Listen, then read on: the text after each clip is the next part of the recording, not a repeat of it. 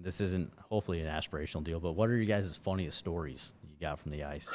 One story, each I'm person. queuing Jason up right here. This is not even an on the ice story. If you want to tell it, you don't have to tell it. But if you want to tell it, I think it's a pretty good story. I might as well. Keep asking.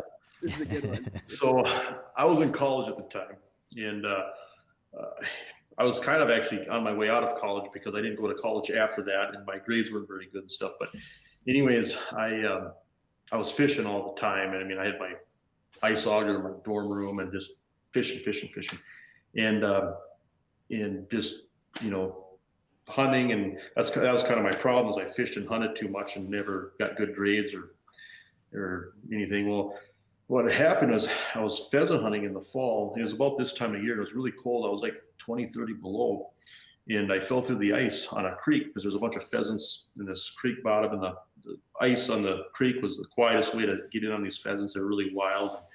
And I fell through the ice and it was really cold. And by the time I could get back to the truck, I mean, my coveralls were frozen stiff and I couldn't get my keys out of my pocket. I had to like grab them between my thumbs and turn get the door unlocked and get the pickup running. And it was before cell phones or anything. So it's pretty stupid really. But I was just cold. And I remember just rocking in my pickup with my hands underneath my armpits, just shivering. And finally drove back to the dorm and laying in bed. It felt like there was somebody like hooking up electrical jumpers on my feet. Like my legs would just stick almost straight up. I mean, it hurt so bad. And I took a couple of warm showers. And then after that, my feet swelled up and, it hurt to put my shoes on.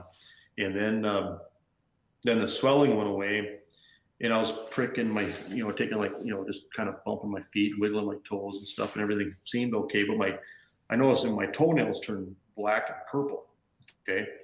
And so I never, I wear socks and so like nobody ever noticed or nothing. So no big deal. Well, then I don't know, the following spring, then I don't know how I got in on this deal because I was never in class. And I wasn't really part of the gang, but the class went on a couple of classes went on a spring break trip thing to Minneapolis. Okay. Well, I didn't even know half the people in my class and I end up going on this trip, that's kind of how I was in college. If it was fun, I was there. If there was work, I wasn't. Okay.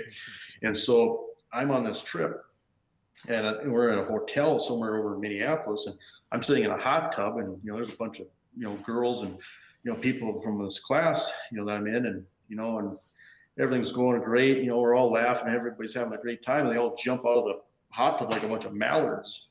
And I'm like, well, what happened? I'm looking around the hot tub. I feel something bump my neck. I look down, my toenails fell off. And they're fluttering in a big circle around the hot tub like a bunch of spinner blades.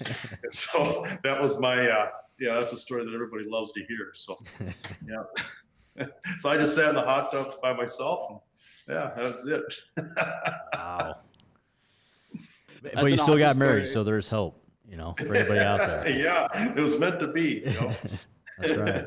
All right, Sam. There's a lot of people wanting to know your funniest ice story right now. Oh, dude, that's tough act to follow. First and foremost, I've never lost all my toenails and fingernails in a hot tub with a bunch of my peers before. But as far as like crazy things happening that maybe don't get captured is a lot of stuff breaking and a lot of like travel difficulties, whether that be snowmobile or truck or anything. I remember one time, I don't know if we were at the Northwest Angle, like way up north in Canada, and it was super cold, and we were trying to get this truck and this trailer up this hill for like, I don't even know, an hour and a half, and everything was just slicked over and full of ice, and we'd almost take turns, and nobody wanted to do it because we'd get up halfway this big hill, and we start to slide back down, and with a trailer, it was like that the whole way.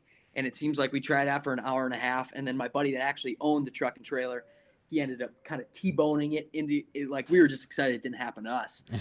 And it's just crazy stuff with the cold, honestly. As far as a foot story, because Jason went off a foot story, is something funny that's happened to me. I think it was last year in a permanent shack.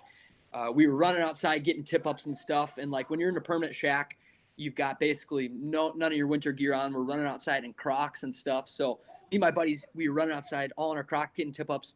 And then we went back in, we went to bed, and we put our Crocs, because they were half soaked, near the heater. And in the morning, like, I don't know if our heater was blasting or if it's because our Crocs were fully submerged in water. our Crocs shrunk like 4 sizes. So we went to go put them on in the morning, go run up and get tip-ups, and they were just like covering the first half of our foot. And we're like, what the heck? I thought I had my buddy Murray's on. He's got small feet, but it's just crazy. It's different stuff shrinking and different stuff not working when it's super icy. Probably my craziest stories. Well, at least it wasn't a scary story. I mean, Jason's kind of scary considering Yeah, he fell Jason's in. is kind of scary. Hypothermia and frostbite, and he still survived. And